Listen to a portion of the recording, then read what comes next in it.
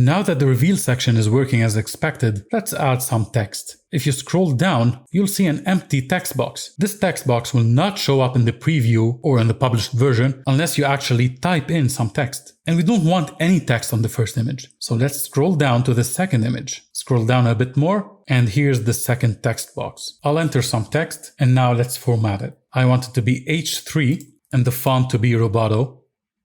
And let's also align the text to the center, and then click here to move the whole text box to the right. I'll also put each sentence on its own line by pressing Shift-Enter right before the first word.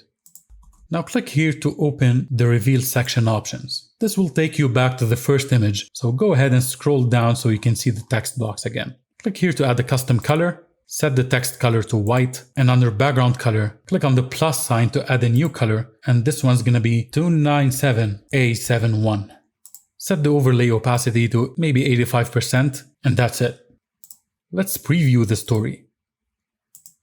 It starts with the first image, fades into the second image, and then the text box appears. Nice. In the next video, we're gonna use the text over media section in a creative way to create an awesome scrolling effect.